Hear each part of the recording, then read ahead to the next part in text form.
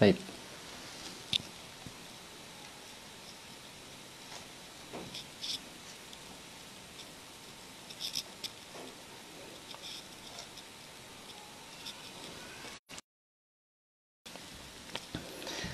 A'udzu billahi minasyaitonir rajim. Bismillahirrahmanirrahim. Assalamualaikum warahmatullahi wabarakatuh.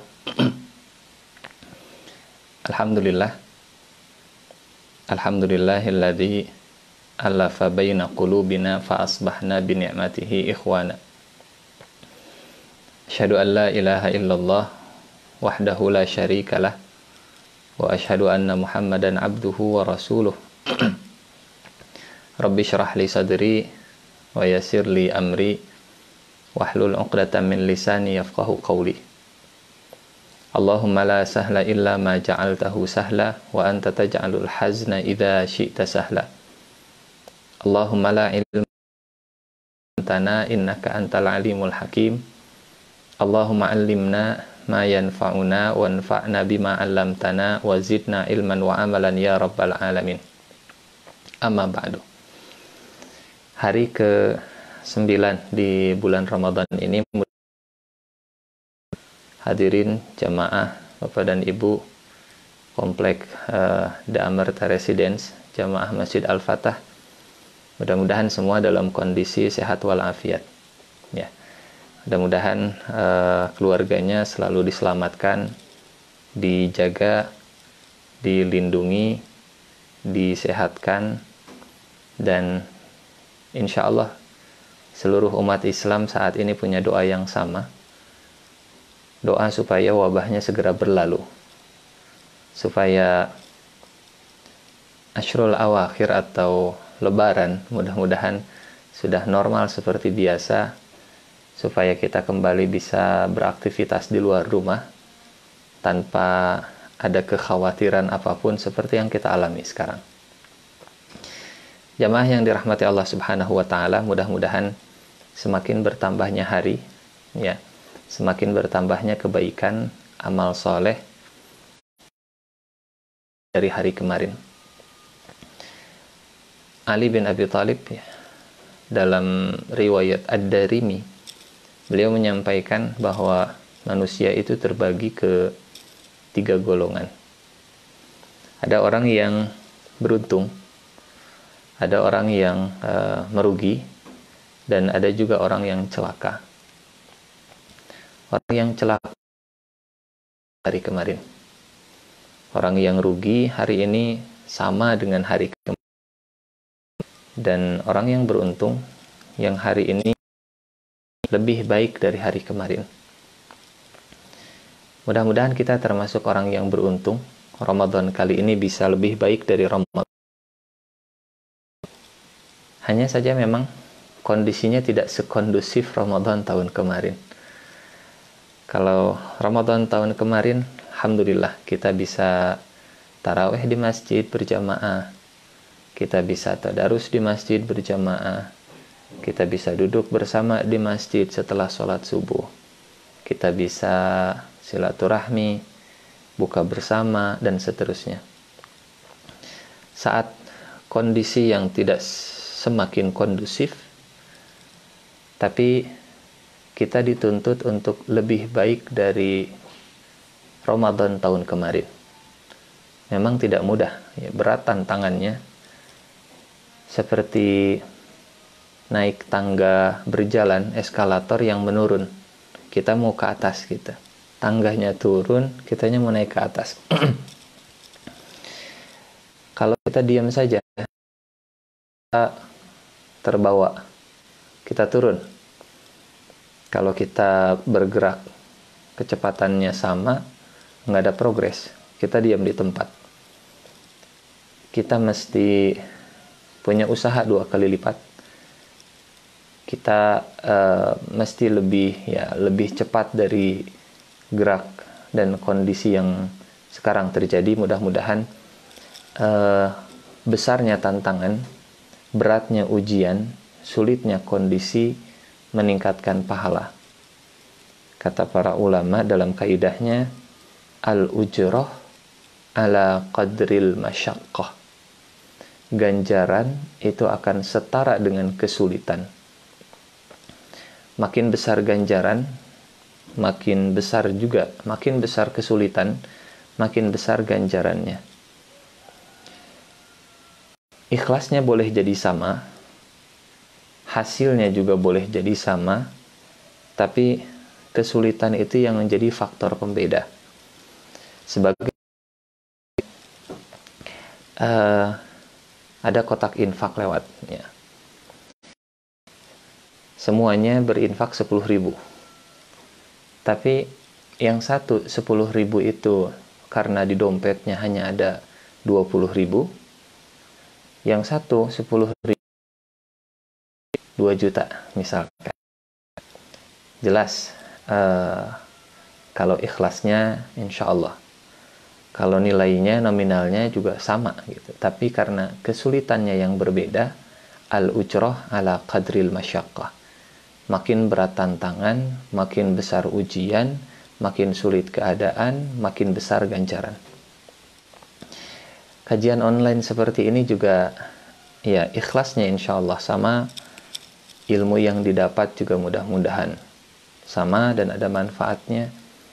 Bagi sebagian dalam kondisi lalu mengandalkan kajian online, ada yang naik ke atas loteng supaya sinyalnya bagus, ada yang mungkin harus naik ke atas gunung, ada yang harus nanya tetangga password wifi-nya karena kuotanya sudah habis, ada yang harus makannya demi kuota, ya. Ada yang harus rebutan handphone dengan anaknya karena anaknya juga sedang sekolah jarak jauh pakai HP orang tuanya. Ada yang sedang tethering dipakai yang lain akhirnya jadi macet dan seterusnya, macam-macam. Al-ujrah ala qadril masyaqqah. Perbedaan kesulitan menjadi perbedaan ganjaran.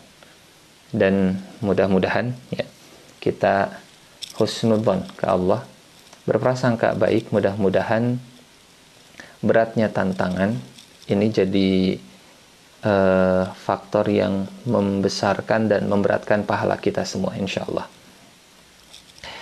Bapak Ibu jamaah Masjid Al-Fatah yang Allah muliakan,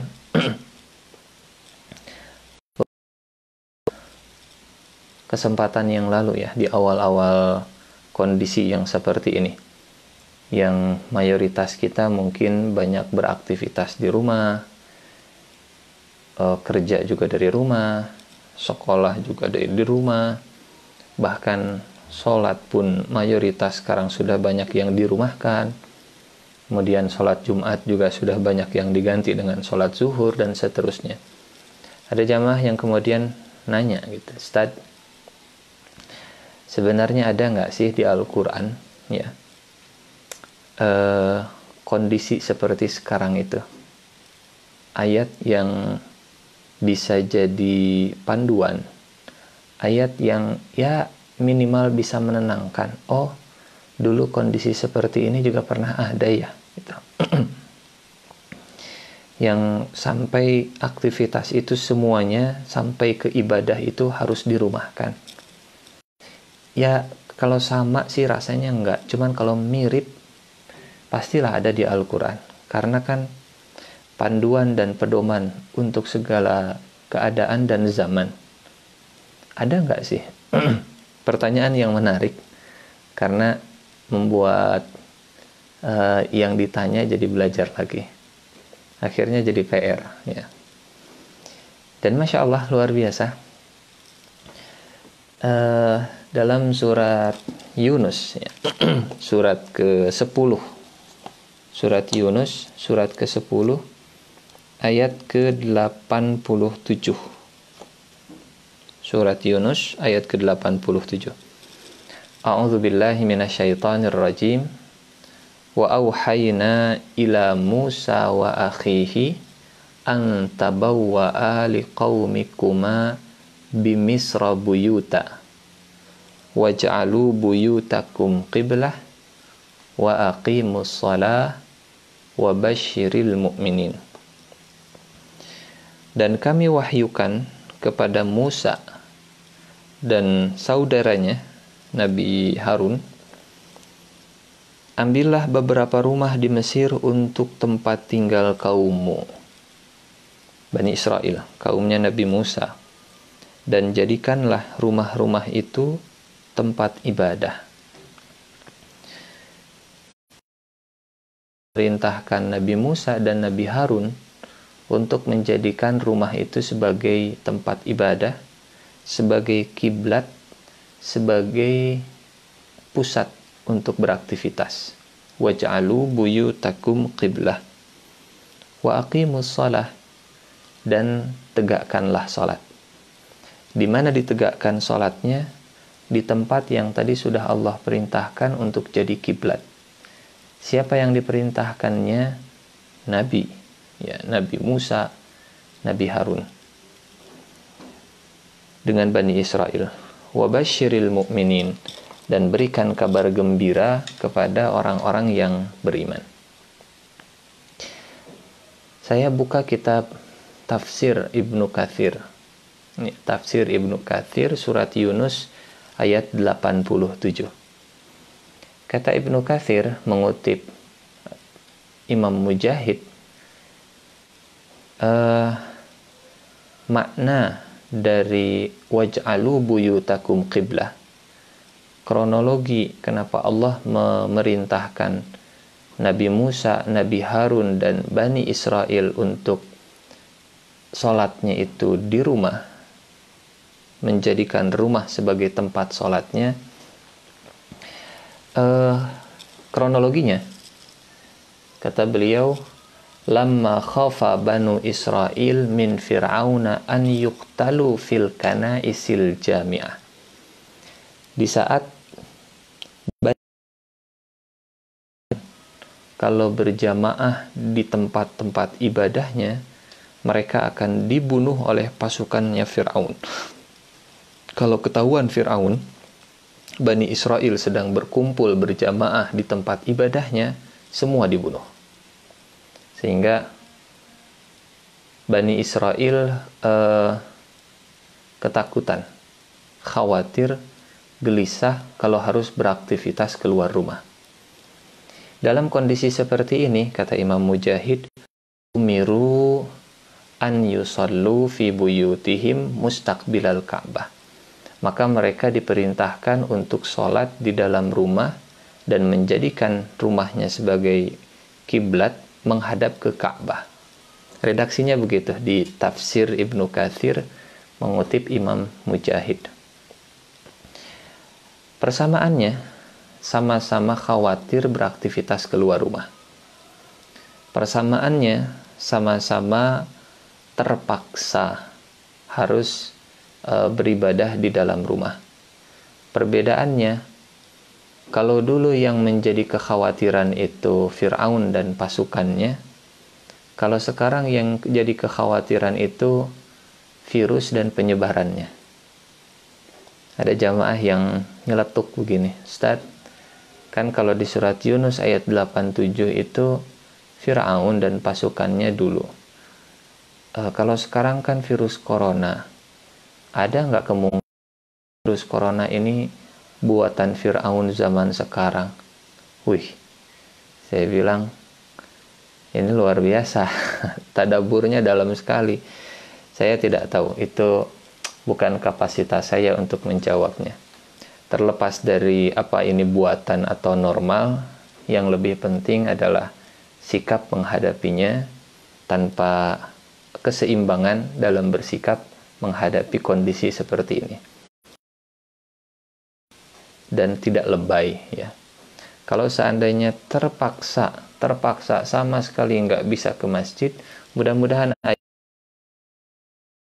hari Ustaz. Saya sendiri masih ke masjid, ya, karena saya tinggal di lingkungan pesantren, komplek pesantren. Santrinya sudah pulang, tepatnya dipulangkan. Santrinya sudah dipulangkan sejak tanggal 16 Maret, ya, awal awal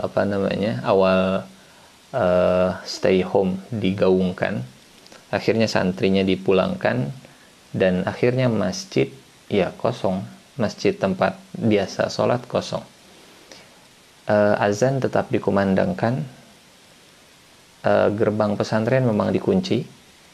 Ya, yang sholat di masjidnya keluarga juga, keluarga saya juga. Jadi ya daripada sholatnya di rumah, toh masjid juga kosong, apalagi masjidnya juga nggak jauh, dan ya gerbangnya juga ditutup gitu. Jadi insya Allah tidak melanggar fatwa MUI juga, karena ya masih keluarga juga yang sholat di masjidnya. Ala kulli hal, bagi sebagian kaum muslimin atau mungkin kita yang dalam kondisi seperti ini memang nggak bisa sholatnya itu ke masjid, khawatir dengan kondisi seperti tadi, mudah-mudahan surat Yunus ayat 87 bisa jadi panduan, bisa jadi pegangan, dan ya bisa menenangkan. Tapi Ustaz, beda atuh rasana sholat di rumah dengan sholat di masjid. Oh iya, betul. Apalagi yang memang sudah hatinya terikat ke masjid, kalau tidak berjamaahnya di masjid itu ada sesuatu yang berbeda. Karena ini sumber cahaya, fi buyutin adzinallahu an turfa, dalam surat An-Nur, surat cahaya, setelah ayat Allahu nurus samawati wal ard, Allah itu cahaya langit dan bumi, pemberi cahaya bagi langit dan bumi. Ayat yang tentang cahaya, surat An-Nur ayat ke-35, ayat 36-nya, fi buyutin adzinallah, sumber cahaya itu bisa kita dapatkan di rumah-rumah Allah. Ya. Jadi rasanya hari-hari ini agak kurang cahayanya kalau kita nggak bisa ke masjid itu.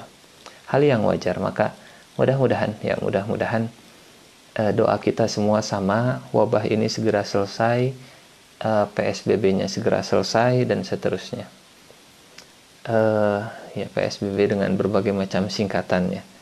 Ada yang nyeletuk PSBB malah ayeuna teh peuting sare berang bobo cenah.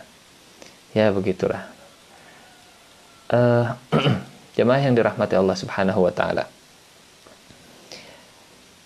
Terkait dengan Ramadan kita di tengah pandemi, kondisi yang tidak seperti Ramadan tahun kemarin, ada satu kisah dalam perjalanan kehidupan Rasulullah Shallallahu Alaihi Wasallam. Persisnya dalam kisah perang Tabuk. Disebut perang Tabuk karena lokasinya di Tabuk, jaraknya sekitar 1000 kiloan lah dari kota Madinah. Cuacanya musim panas, jaraknya sangat jauh, dan kondisinya sedang krisis. Ya. Nggak banyak para sahabat yang punya bekal, nggak banyak para sahabat itu yang punya alat persenjataan, bahkan kuda yang fit untuk diajak jalan jauh. Akhirnya setelah donasi dari sana sini, dari Utsman bin Affan, dari Abdurrahman bin Auf, yang nggak punya bekalnya itu dikasih, dibagi, tetap saja ternyata tidak semua bisa berangkat. Ada yang nggak kebagian bekal, ada yang nggak punya bekal. Singkat cerita,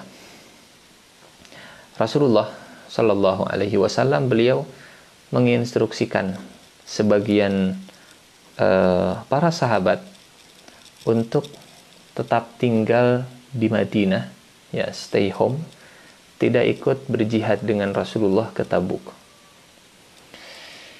Nangis para sahabat sampai di At-Taubah, di surat ke-9, Allah menggambarkan tangisan air mata mereka karena tidak bisa keluar rumah, nggak bisa keluar Madinah, nggak bisa menemani Rasulullah.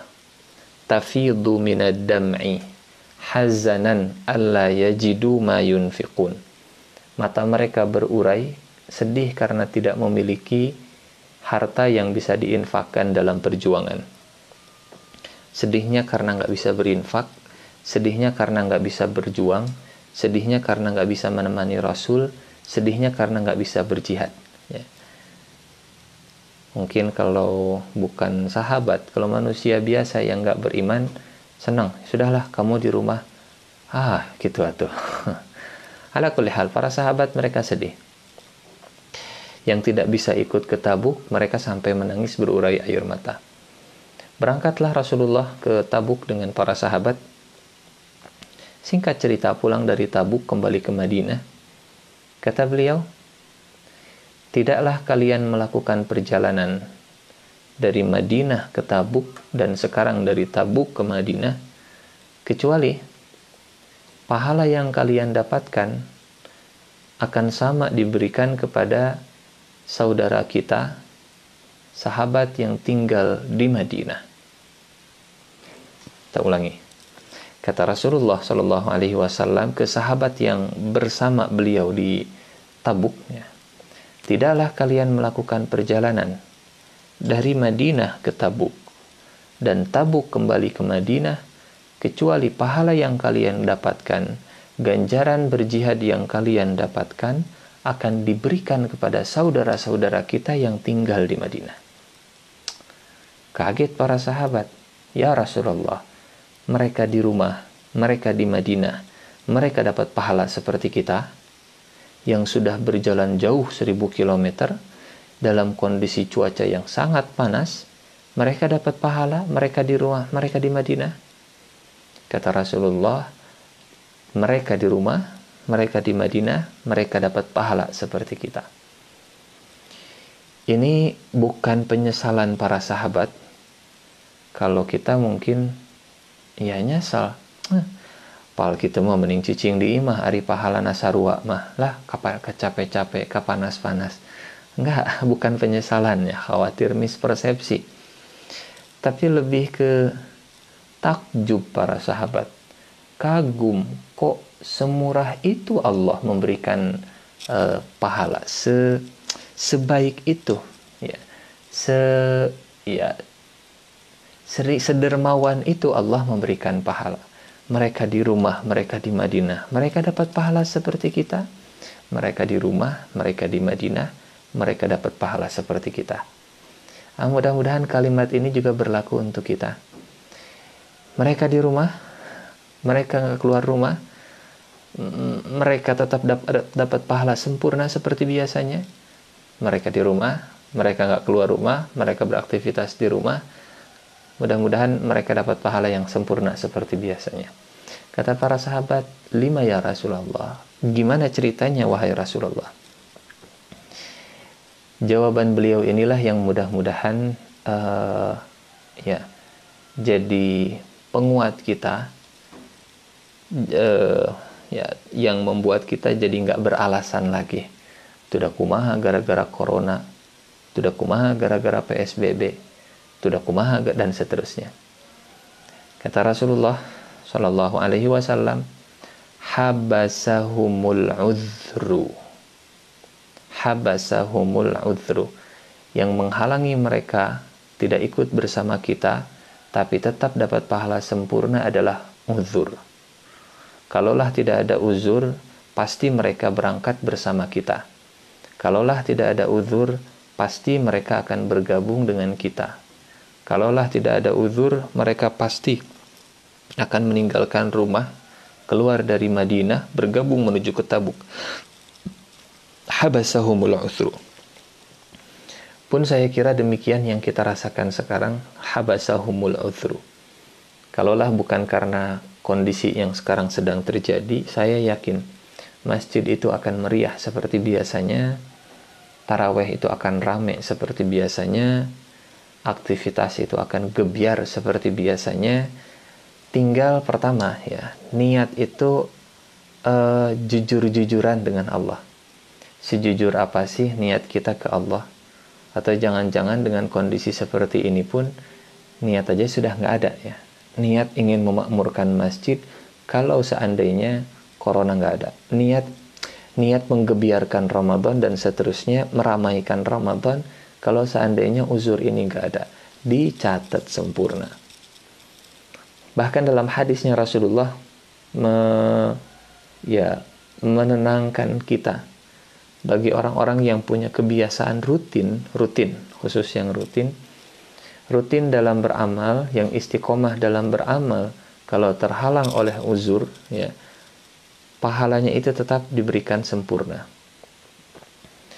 Sehingga kalau dari Ramadan ke Ramadan, kita biasanya selalu beraktivitas meramaikan, menggebiarkan, memakmurkan masjid dan seterusnya, majelis ilmu.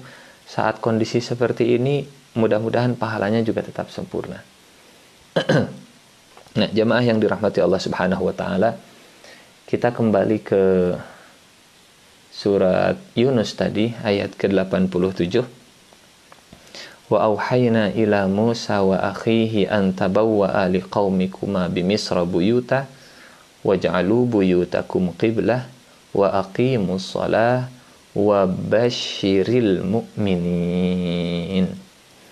Wa basyiril mu'minin. Penutup dari ayat 87, perintah dari Allah di tengah kegalauan, ketakutan, keresahan, kegelisahan Bani Israel menghadapi wabah dan virus Fir'aun dan pasukannya, sampai mereka nggak bisa beraktivitas keluar rumah.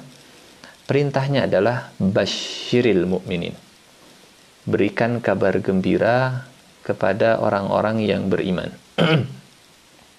Bahagiakan orang-orang yang beriman. Jangan lagi menakut-nakuti orang yang beriman.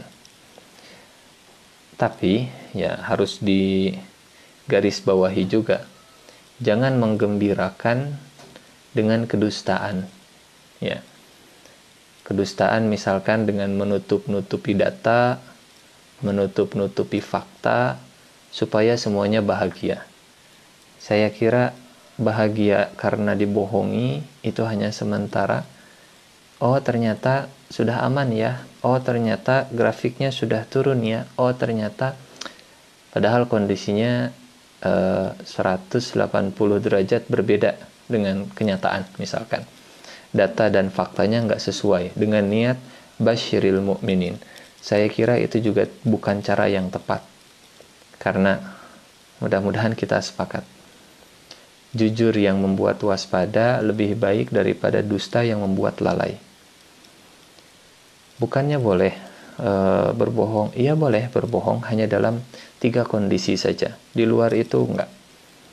Yang pertama untuk mendamaikan, ya, yang berselisih,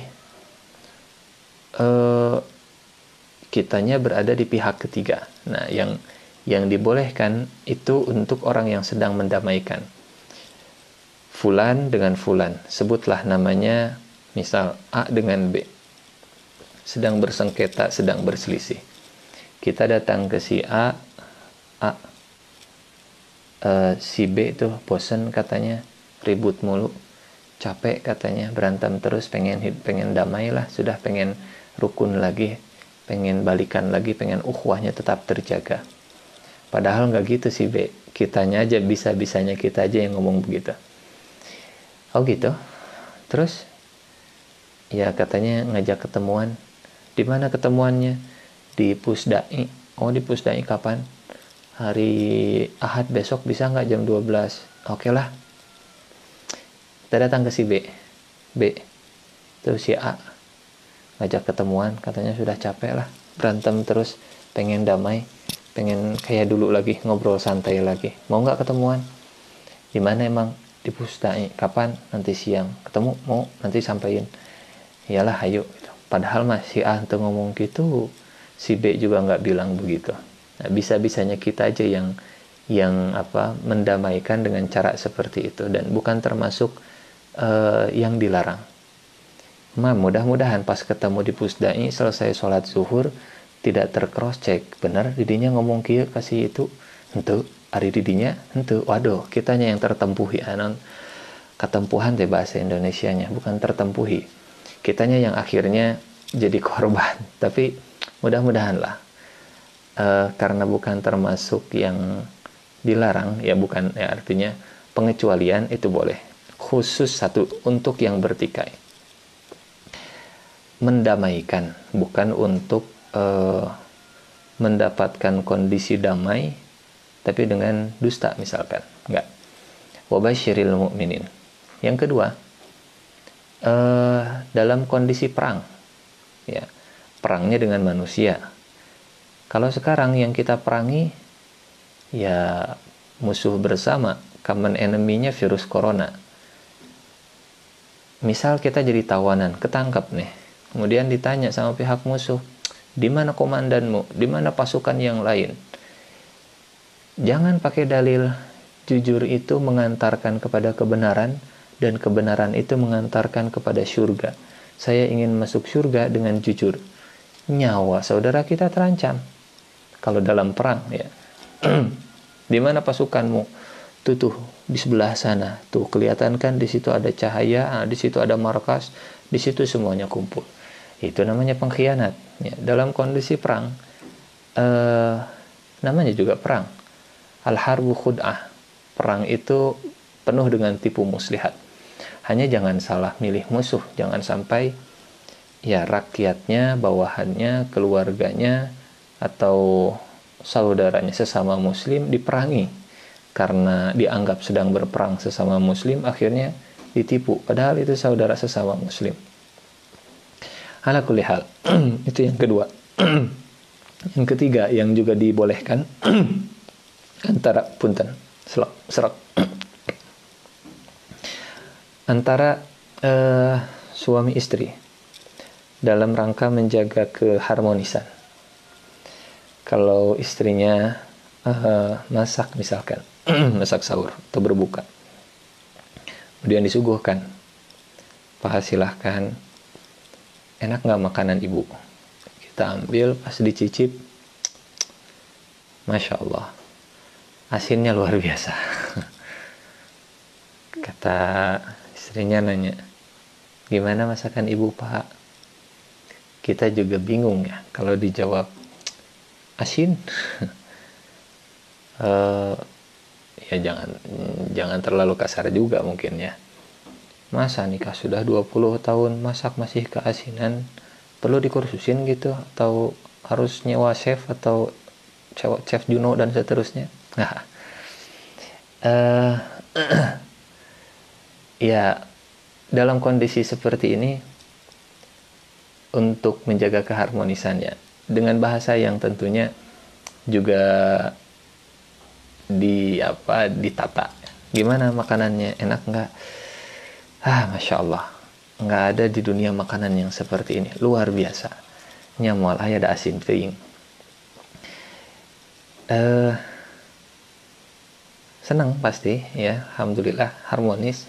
Cuman kita yang jadi korban, karena nanti sahur itu lagi, pas buka itu lagi, pas sahur itu lagi. Ya nggak apa-apa lah. Asin demi harmonis. Asin harmonis namanya. Jamaah yang dirahmati Allah Subhanahu wa Ta'ala, sedang ngaca misalkan sang istri, sang pasangan pakai baju baru, kemudian nanya, mas, aku kurus nggak? Aku gendut nggak? Gitu. Ya kita juga bingung. Dijawab iya, pasti responnya kadang bohong dijawab gendut, mani jahat. Ya pintar-pintar kita akhirnya kumaha tuh jawabannya. Aku gendut gak? Yang penting sehat. Kalau gendut nggak sehat juga nggak baik, kurus nggak sehat juga nggak baik. Mau gendut mau kurus yang penting sehat. Alhamdulillah, jawabannya jauh lebih menyelamatkan. Karena seorang muslim itu bisa menjaga keselamatan saudara dari tangan dan dari lisannya. Ala kulli hal. Nah, wabasyiril mu'minin, dan berikan kabar gembira kepada orang-orang yang beriman. Wabasyiris sabirin, berikan kabar gembira kepada orang-orang yang bersabar. Jamaah yang dirahmati Allah, saya meniatkan mudah-mudahan kajian online seperti ini bisa dicatat sebagai bentuk wabasyiril mu'minin, berikan kabar gembira kepada orang-orang yang beriman.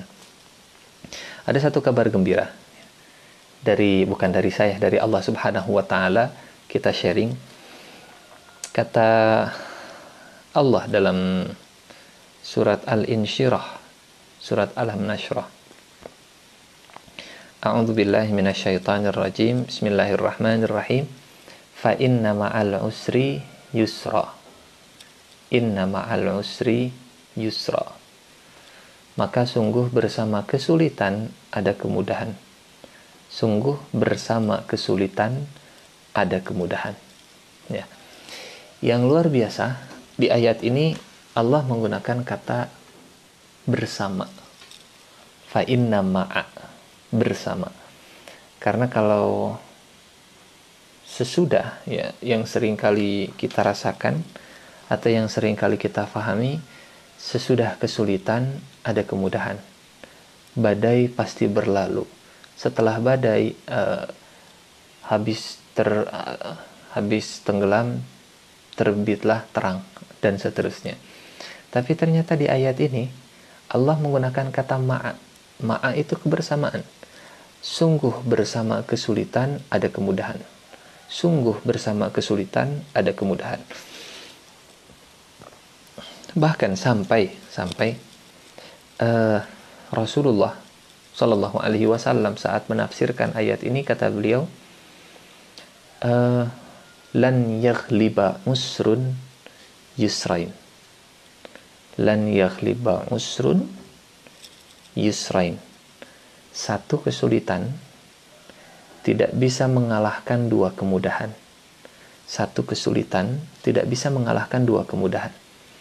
Artinya, fa inna ma'al usri yusra, inna ma'al usri yusra, itu bukan dua ayat yang diulang dengan makna yang sama, tapi ini penegasan, atau kalau dalam kaidah bahasa Arab, al-usrnya sama, yusrnya beda, yusrunnya beda. Sehingga ini sedikit kita ya, memahami surat Alam Nashrah dengan pendekatan kaidah bahasa Arab. Kalau dalam bahasa Arab ada kata benda yang menggunakan alif lam, misal kitab, ya, buku bahasa Arabnya kitab. Kalau pakai alif lam di depan, al-kitab, maka buku yang dimaksud itu definitif. Tapi kalau nggak pakai al, ujungnya pakai tanwin, huruf terakhirnya pakai tanwin, kitabun, itu bukunya belum definitif. Ya. Dan nggak boleh digabung. Di awalnya sudah pakai alif lam, di akhirnya pakai tanwin. Al-kitabun, al-qalamun, al-masjidun, nggak boleh. Pilih salah satu. Pakai al di depan, alif lam di depan, atau pakai tanwin di belakang. Apa bedanya? Kalau pakai al sudah definitif, artinya barangnya itu sama-sama sudah diketahui, baik oleh yang berbicara ataupun oleh yang diajak bicara. Tapi kalau pakai tanwin, ujungnya antara yang berbicara dengan yang diajak bicara itu belum satu paham, ya, belum klik, belum satu frekuensi, sedang membicarakan barang yang mana, walaupun namanya sama. Kursiyun, kursi. Saat saya bilang kursiyun, kursi yang ada di benak dan pikiran Bapak dan Ibu semua, jamaah semua, itu berbeda dengan kursi yang saya maksud. Tapi setelah saya menyebut al-kursi, ini nih, kursi yang ini, itu definitif. Nah, Allah di ayat ini tidak menyebut dua-duanya definitif atau dua-duanya tidak definitif. Maksudnya begini, firman Allah tidak berbunyi fa inna ma'al usril yusra, inna ma'al usril yusra.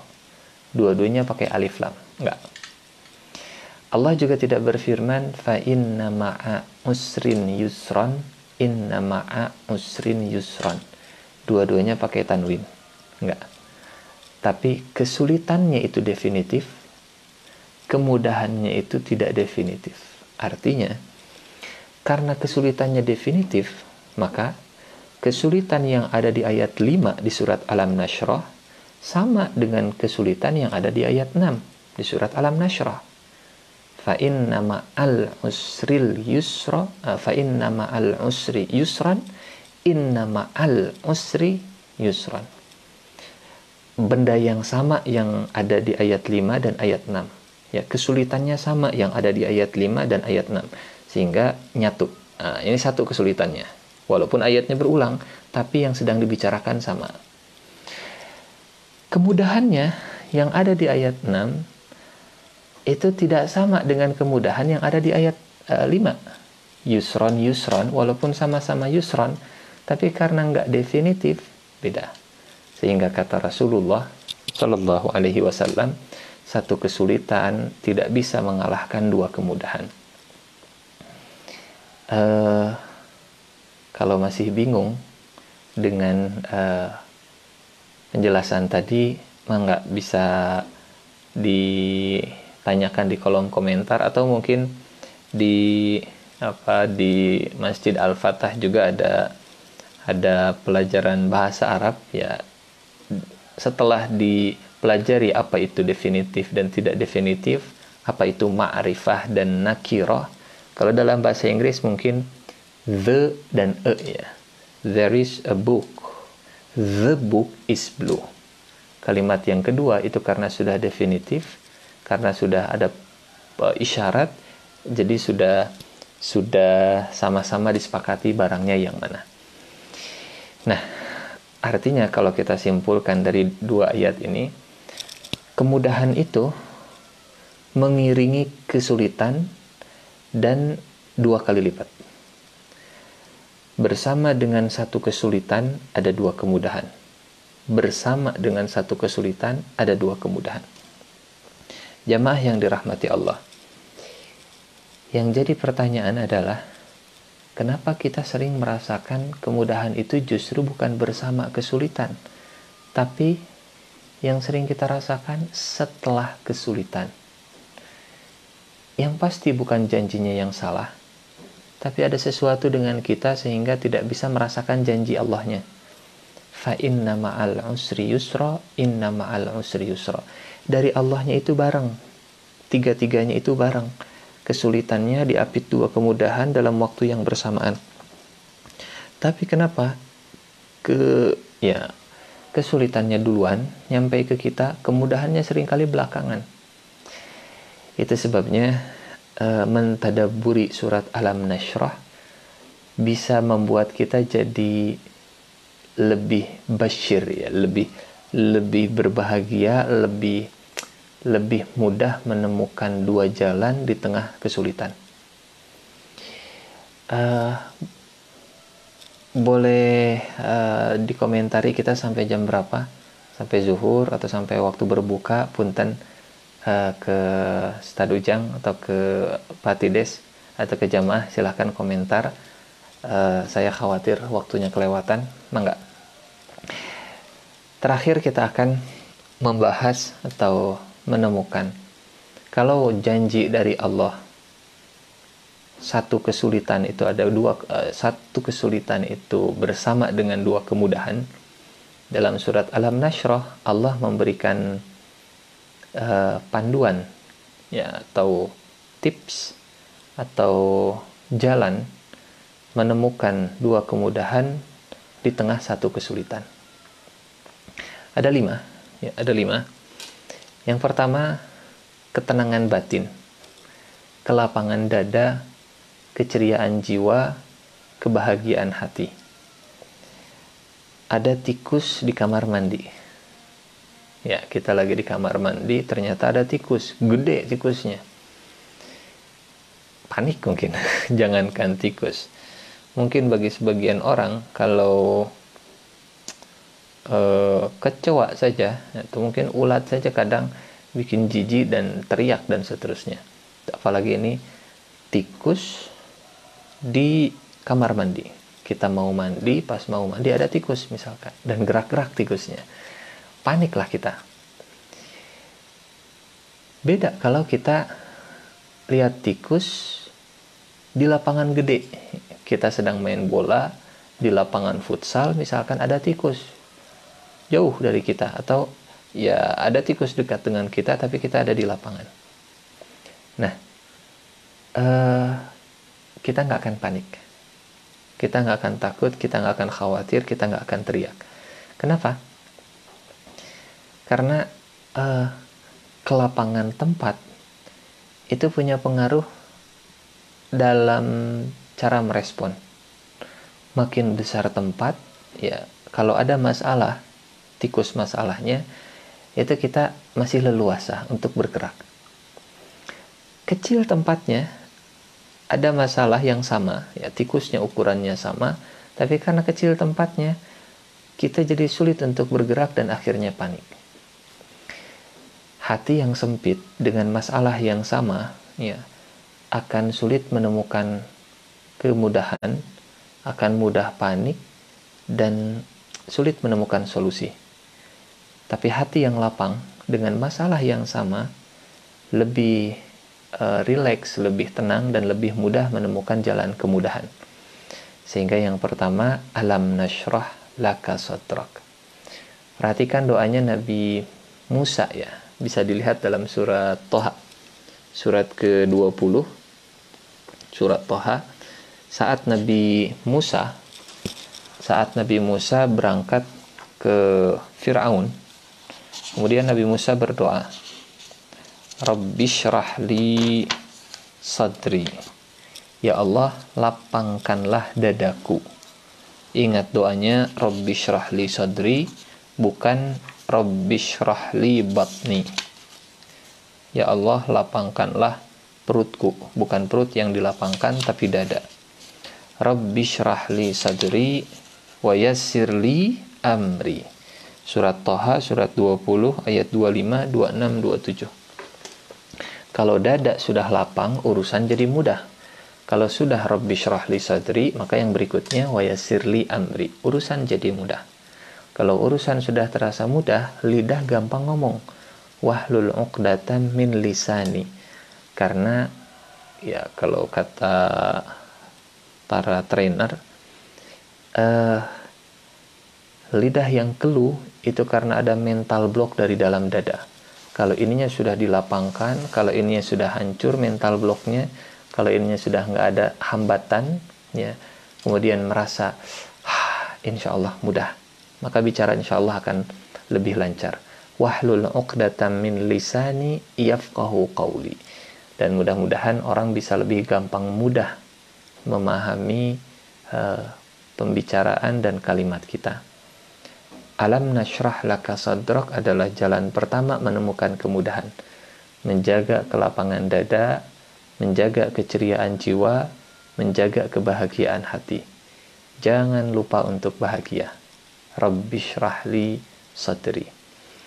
Karena ya kalau sekarang kata tenaga medis, jangan sampai kekhawatiran, waspada harus, gelisah jangan. Ya memang tawazunnya ini yang susah, seimbangnya ini yang susah. Ketakutan dan kesedihan, kegalauan dan trauma seringkali menjadi sebab lemahnya badan untuk menangkal virus. Sistem imunnya akibat psikosomatis jadi terpengaruh. Kan itu bahasa doa Rasulullah juga. Allahumma inni a'udzubika minal hammi wal hazan wa a'udzubika minal ajzi wal kasal. Ya Allah, aku berlindung kepadamu dari galau dan sedih, dan aku berlindung kepadamu dari lemah. Gara-gara galau dan sedih, akhirnya lemah. Gara-gara pikiran yang tidak tenang, sistem imunnya turun. Sistem imunnya turun, gampang kena penyakit dan seterusnya. Ini yang pertama. Menemukan dua kemudahan di tengah satu kesulitan, itu dengan menjaga ketenangan, menjaga kebahagiaan, menjaga kegembiraan, menjaga keceriaan. Terlebih kita lagi di rumah, mudah-mudahan dengan adanya ya selalu bersama dengan keluarga, yang lahir adalah kebahagiaan. Tapi udah Ustadz di rumah hoyetnya pabalatak terus, baru juga diberesin berantakan lagi. Ya sok daripada kena corona misalkan, mendingan berantakan seperti itu. Ala kulli hal. Yang pertama, kebahagiaan hati. Alam nashrah laka sadrak. Yang kedua, wa wada'na 'anka wizrak alladzi anqadha dhahrak. Dan kami telah menyingkirkan beban yang memberatkan pundakmu. Kami telah menghapuskan semua dosa yang memberatkan punggungmu. Wa wada'na 'anka wizraka alladzi anqadha dhahrak. Ya, apa yang menyebabkan dua kemudahan itu tidak turun bersamaan kepada kita, padahal dari Allahnya bersamaan, berbarengan? Jemaah yang dirahmati Allah, ini kesulitan, ini dua kemudahan. Kesulitan dari Allahnya sama, bareng. Turun ke manusia, kesulitannya duluan, kemudahannya belakangan, terhalang. Apa yang menghalangi apa yang menghalangi kemudahan turun bersamaan dengan kesulitan? Yang sering kali menghalangi kemudahan itu dosa. Maka yang sering menghalangi rizki turun kepada kita, dilimpahkan kepada kita, itu dosa. Bukan karena nggak ada rizkinya, bukan karena nggak ada solusinya, bukan karena nggak ada jalan keluarnya, bukan karena nggak ada dua kemudahannya. Rizki mah sudah dicatat sejak manusia usia 4 bulan di kandungan ibunya. Rizki sudah dicatat. Dari Allahnya sudah ada, jatahnya sudah ada. Tapi pas turun, kehalang. Apa yang menghalangi? Dosa. Maka istighfar itu seringkali menjadi penghapus dari semua penghambat dosa. Dalam surat Nuh, saat Nabi Nuh merintahkan kepada umatnya untuk banyak beristighfar. Faqultu astaghfiru rabbakum innahu kana ghaffara yursilis samaa'a 'alaikum midrara wa yumdidkum bi amwal wa banin wa yaj'al lakum jannatin wa yaj'al lakum anhara. Dan aku berkata kepada umatku, ya Allah, istighfarlah kalian karena Allah Maha Pengampun, maka Allah akan menurunkan hujan yang deras. Apa korelasi antara istighfar dengan hujan yang deras? Mataharinya ada, ya. Air laut juga selalu ada dari dulu. Awan juga ada, angin juga ada. Tapi dengan istighfar, ini semua kalau terhalang oleh dosa, kalau seandainya nggak ada istighfar, ini semua akan terhalang oleh dosa. Tapi dengan istighfar, semua dosa itu dihapuskan dan semua rizki itu diberikan. Ya, dari Allahnya sudah ada. Tapi kita yang menghalangi rizki itu tiba. Yang kedua, wa wada'na 'anka wizraka alladzi anqadha dhahrak. Ini memperbanyak istighfar, memperbanyak taubat, terlebih di bulan Ramadan, mudah-mudahan jadi bulan ampunan dosa. Saumnya jadi ampunan, tarawihnya juga jadi ampunan. Ustaz, kalau misalkan tarawihnya di rumah jadi ampunan insyaallah. Gimana tuh udah saya mah tarawih nanti nggak kayak di masjid? Kalau di masjid mah sehari 1 juz. Ya insyaallah kita juga sehari 1 juz. Dan selalu juz 30 deui, juz 30 deui. Yang ketiga, wa rafa'na laka dzikrak. Dan kami tinggikan sebutan namamu bagimu. Dan kami tinggikan sebutan namamu bagimu. Artinya, image-nya itu bagus, citranya itu bagus, track record-nya itu bagus. Apa maknanya? Apa korelasi terkait dengan kemudahan bersama dengan kesulitan? Orang yang track record-nya itu bagus, dalam kondisi sulit dia akan gampang menemukan jalan kemudahan.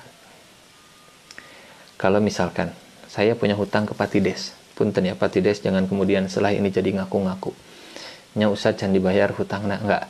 Ini hanya contoh saja. Atau saya misalkan punya hutang ke Pak Ustadz Ujang. Misalkan hutang saya 10 juta. Dan saya janji akan dibayar di Lebaran, di bulan Syawal.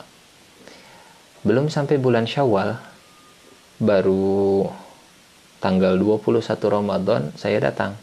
Pak Ujang, Pak Ustadz, Pak Tides, saya sudah transfer ya, terima kasih. Mudah-mudahan jadi amal soleh buat semuanya. Saya transfer Setelah saya transfer, hutangnya selesai lunas, kemudian saya transfer lagi. Saya transfer 2 juta. Nggak ada syarat sebelumnya, nggak ada, ya pokoknya kalau pinjam ke saya nanti tambah 2 juta, ya nggak ada syarat seperti itu. Cuman saya pengen aja, Pak, ini mah uang terima kasih, Pak Ustadz, Pak Cides, ini uang terima kasih, 2 juta hatur nuhun sudah membantu kemarin, kirim 2 juta. Kemudian kata Pak Cides atau kata Pak Ustadz Ujang, Ustadz kan deadline-nya nanti Syawal. Oh iya, deadline-nya Syawal, cuman ini alhamdulillah sudah ada rezekinya. Saya yakin siapapun kalau track recordnya itu bagus, minimal dalam masalah hutang ya, biasanya kalau lagi susah datang untuk minjem lagi itu mudah. Misal saya datang lagi, Pak Tides, aduh punten, boleh nggak minjem lagi?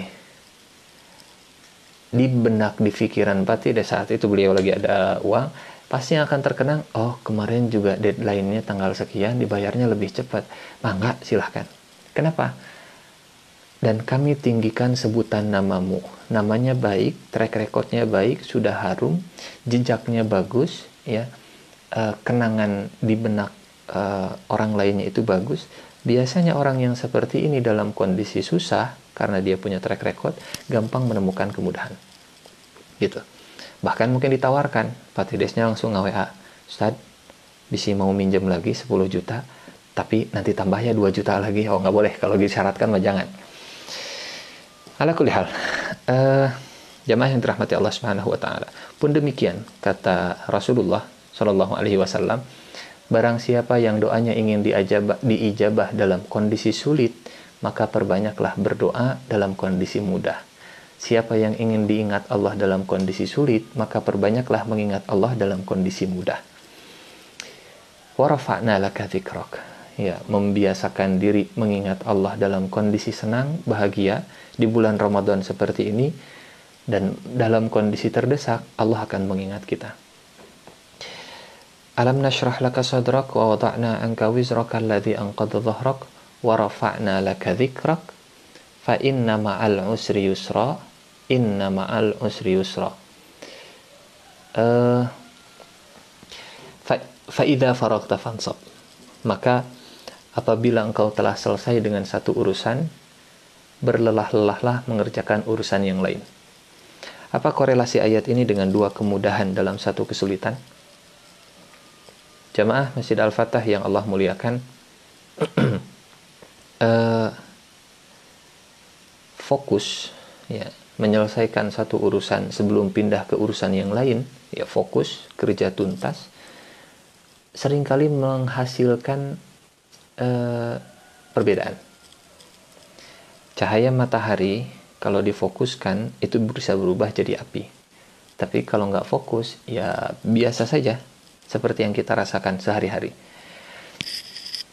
Akal kita, tenaga kita, waktu kita kalau difokuskan, mudah-mudahan bisa mengubah kondisi yang tidak seperti biasanya, ya.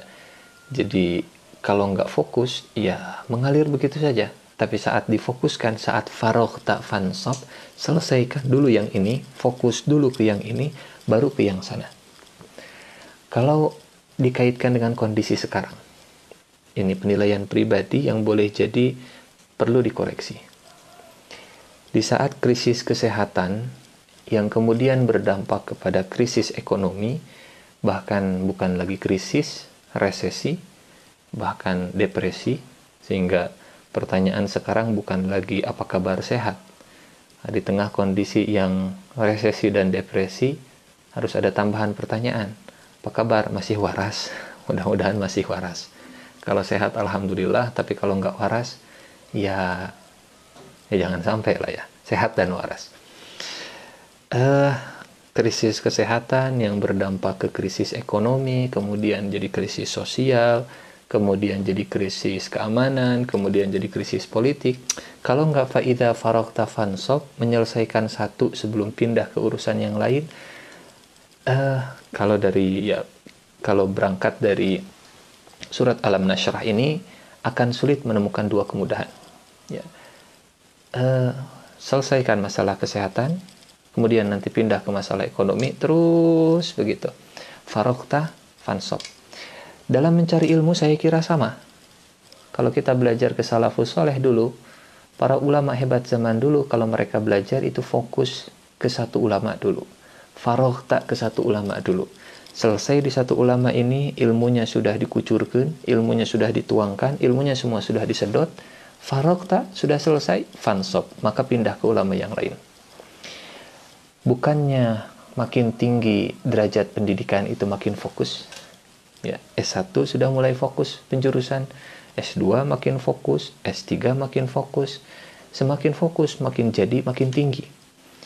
Ini yang seringkali jadi problem ya kita, karena farokta fansob atau fokus, kerja tuntas, kerja fokus, itu ternyata anjuran dalam surat Alam Nashrah dalam Al-Quran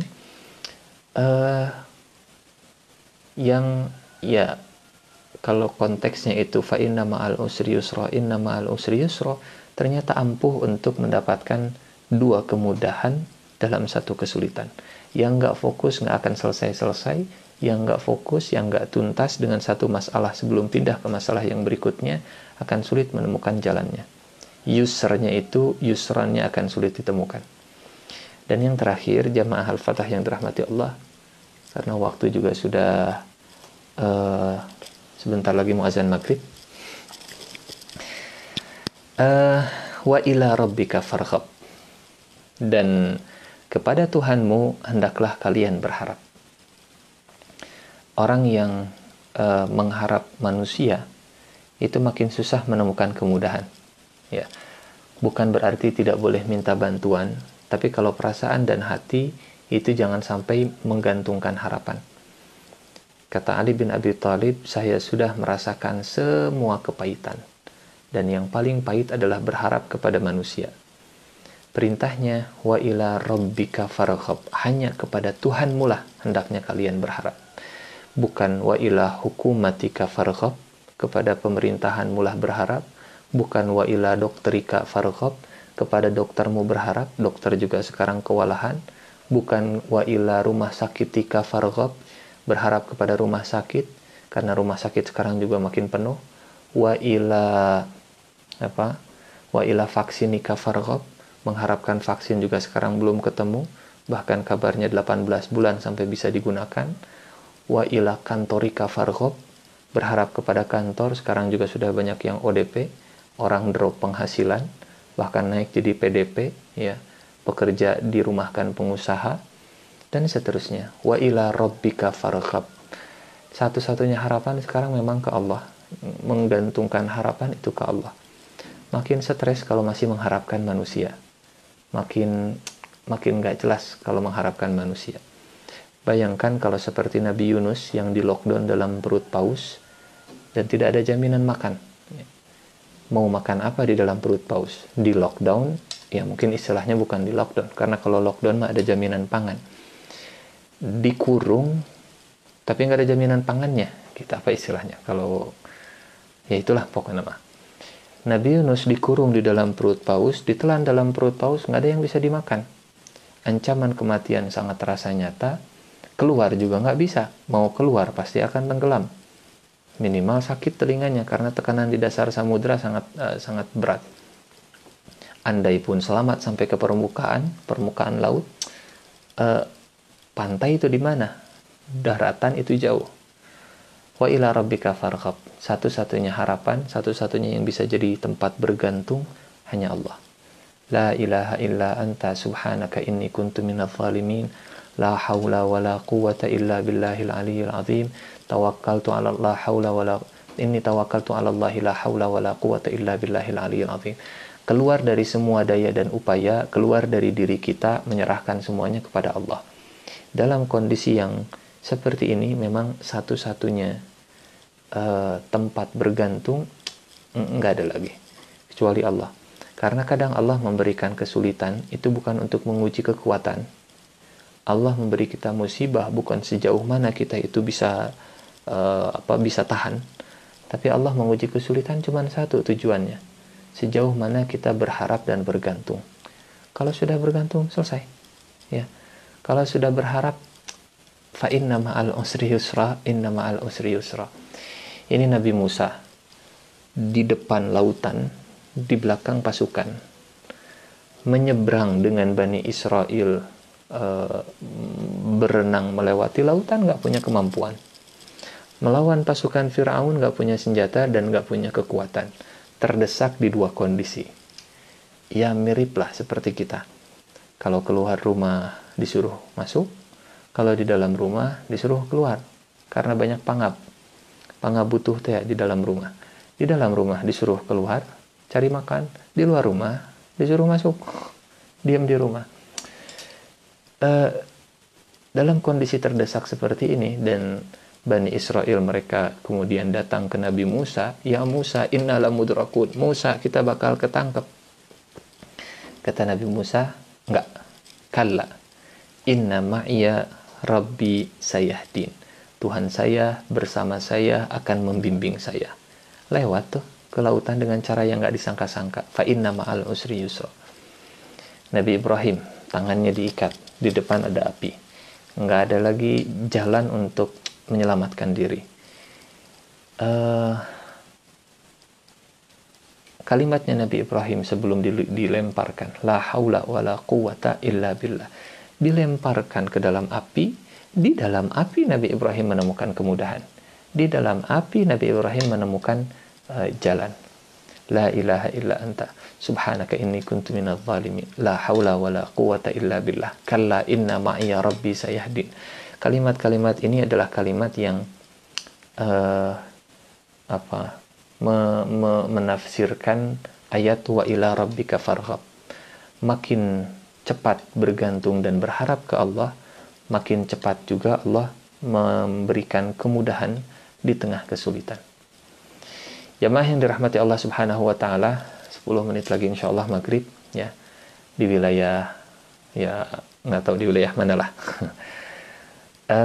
Ini saja mungkin yang bisa disampaikan. Mudah-mudahan jadi ilmu yang bermanfaat. Kalau seandainya ada yang ingin didiskusikan, ditanyakan, mangga silahkan, saya tunggu 1 menit ke depan. Kalau tidak ada, mungkin kita akhiri saja. Mangga silahkan.